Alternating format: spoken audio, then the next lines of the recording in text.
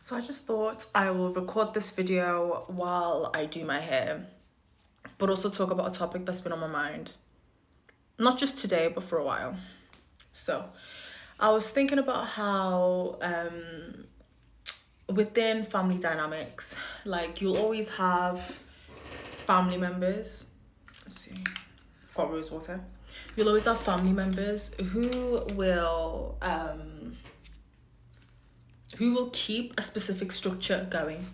So for example, as a new generation comes, they will notice certain things that happen in the family that are potentially very damaging or just do not make sense as to why they still exist. Now, I come from a African, Zimbabwean specifically, dynamic, and I think a lot of people within the continent would actually agree with the fact that there's a lot of things that occur that make you go, So as someone that is, I want to say I'm like the youngest generation, but I am one of those people that saw certain dynamics where I'm like, why is this happening? Whether it's, the way in, I don't want to just call African culture because I think it's a thing women go through, where if you're not married at a certain age, there's an issue, or, people aspire to be married, be a wife, and have kids. And I remember having a conversation with my uncle about this, where he was like, it's so strange because here people aspire to be amai, which means amai is like mother this, because back in Zimbabwe they'll say when you do have children, you are no longer an individual anymore, you now live for these children. Hence why a lot of Zimbabwean parents feel like their kids are a retirement plan and their kids owe them anything and everything. Hence why I'm having this conversation. So a lot of the time, a lot of abuse happens in these families. Parents that were abused by their parents, and they continue the cycle and don't give themselves the opportunity to heal because they have no idea that that is an actual thing, because mental health is something that was not it was not highlighted, the importance of looking after yourself mentally. You just have to go. And that's just, an epigenetic trauma that not just African people have experienced, but I just think ethnic families have experienced as a result of deeper things like colonialism, pre-independence and post-independence as well. So I do have a lot of sympathy and empathy for the ones that came before. However, it's the lack of support that then comes from the other family members, I think, that then see these unhealthy dynamics, talk about the unhealthy dynamics, but rather than addressing them, they ignore it, suppress it. Hence why you find that a lot of generations, before my own, when you ask them to talk about their lives as kids, they don't say anything. They get irritated, almost like, why do you want to talk about that?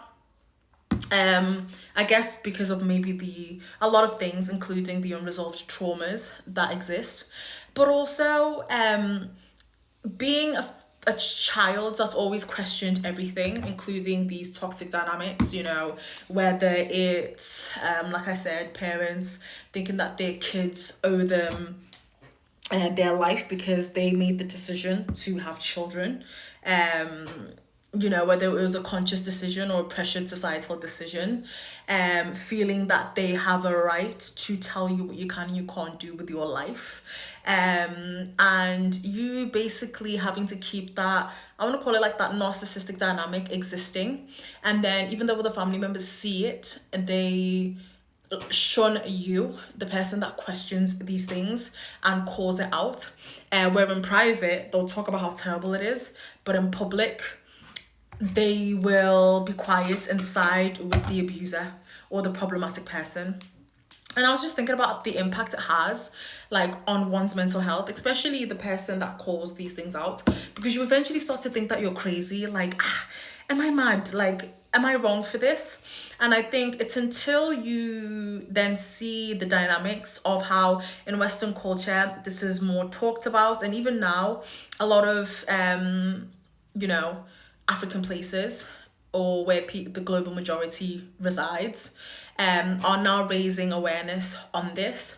But the moment that you call out things that are unacceptable, you are told, you know, you are trying to be white, stop bringing these Western ways upon us, or you are bringing unnecessary drama and problems, because, you know, the truth is uncomfortable.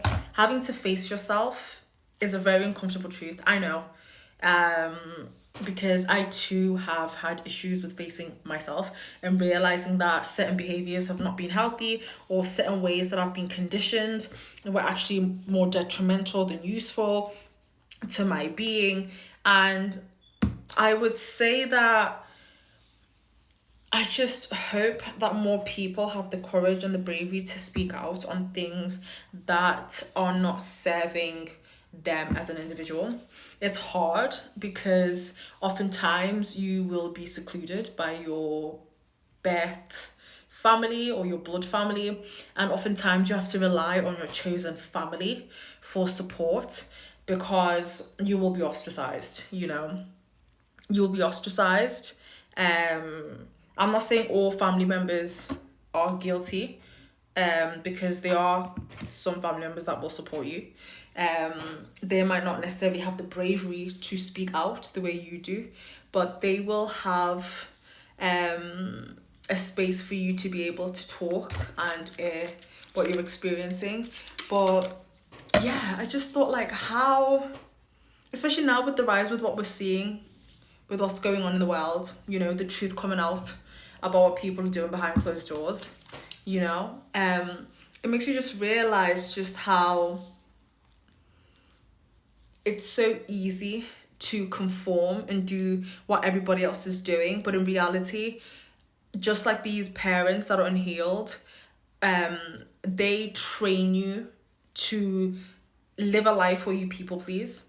You don't necessarily learn how to be an adult and navigate the world, but instead you learn how to survive them. You learn how to deal with them, that you end up in a cycle in adulthood where you are meeting people that align with the dynamic that you experienced in your childhood. And it's until you are consciously aware that this is something that you're experiencing and going through that you can actually make the necessary steps, whether that's through counseling, therapy, inner work, meaning really looking at yourself and facing yourself and being like, why is it that I do this? Because I realized that I would stay in situations because I had a lot of abandonment issues, because I was like, constantly, I was taught that if I stand up for myself and I vocalize how I feel, I'll be ostracized. So I'll be bullied into submission, whether that's you're kicked out of the house, whether that's you're taught that because you go against the status quo, that you are deserving of being punished, you are not safe, you are minimized, and you're silenced as well, and you're told that you're disrespectful, you're manipulated, you're scapegoated, you are told, whether it's out loud or through outside influences, whether it's other people coming to you and telling you that what you're doing is really wrong.